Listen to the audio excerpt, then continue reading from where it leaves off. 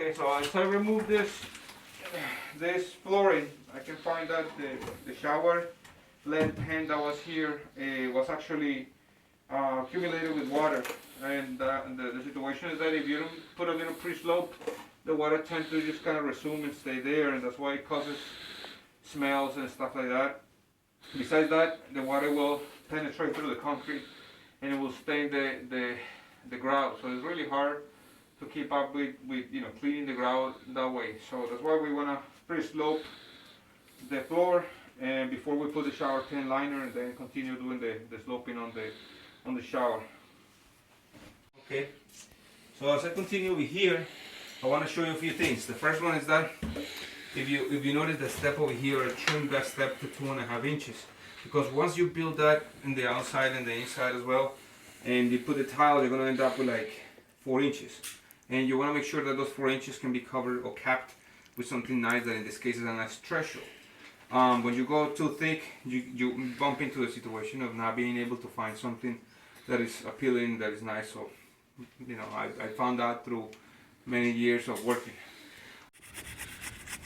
So when you're mixing the cement for your base, your shower base, first of all, I'm using this sand topping cement. It only comes with sand, and you want to make sure that you add the water as you go. So you kind of just get a cup of water and you start mixing as you go. Somebody can help you start pouring it, and you want to make sure that the material itself or the mixture is malleable. For that I mean that you can actually cast something, and you can just keep the form, the cast that you want. That's what you want. If you notice, my hand is almost dry, and the idea is that you want to have something that can you compact really well and start working with it, instead of something that is really liquid that you cannot give a form, or you cannot level it out when you're working over there. So what you're seeing right now is the pre-sloping. That is done, so you don't have that water resuming in the corners and stuff like that, especially when you have areas that are fairly uneven. So you want to make sure that you cover that situation, so you avoid a lot of mold and stuff like that in annoying situations with your floor. After that, we're going to use this PVC liner. That's what's going to give us the waterproofing effect or purpose of that. And I'm going to use the same drain, but this is a brass drain. I'm going to use just the top is going to be the new PVC drain pipe. It's not a need to do that stuff. We need to cut it around and seal tight really well with some liquid silicone or Teflon. So we want to make sure that is well installed, so we don't have no leaks in the future.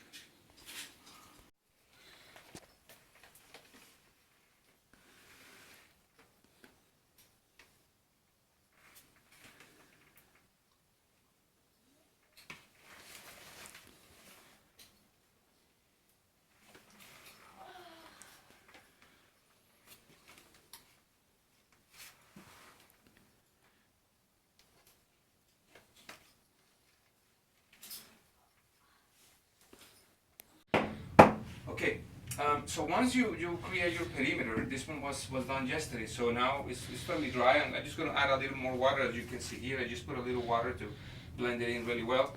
But the idea is that you want to start compacting the material as you bring it in. You start compacting the material. Let me give you just a little sample over here. So you start compacting it, and it becomes a really hard surface, right?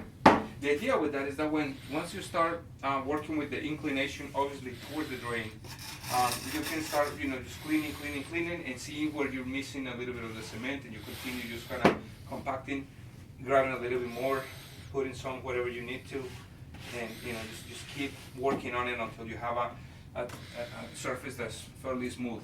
Now, as you can see, I have different pieces of wood.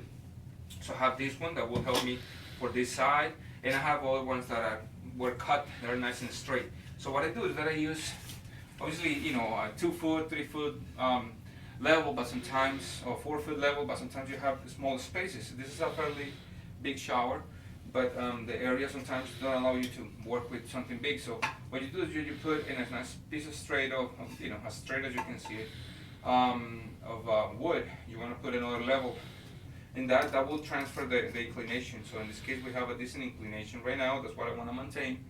And you know, if you find again voids, you just kind of mix a little bit more, put on top, and level. You should take some time doing this because you will pay the price later on if this is not, you know, fairly straight. I mean, when you put in your tiles, you don't want to have a corner that is, you know, all of a sudden is just um, standing water right there once you finish. You want to have that because that will stain your tiles. Okay.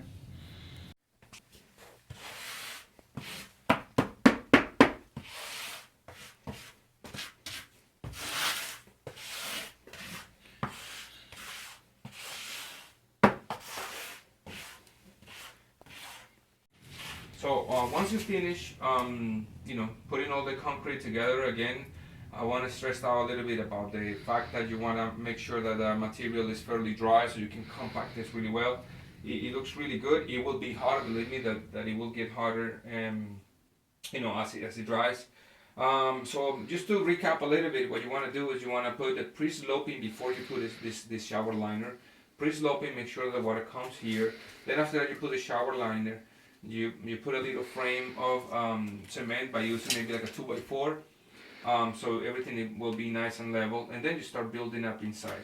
If you notice, I left a little area over there so the water can just pitch in really well. And what else can I say? Once it's dry, you can remove a little bit of the, you know, leftovers over there, little crumbs and stuff like that. Then that's it. You're ready to start putting your tile down. So thank you so much. I hope this video will help you to understand how to do your shower bases. If you have any questions, any concerns, any ideas, just let me know. Then I will be happy to respond as soon as possible.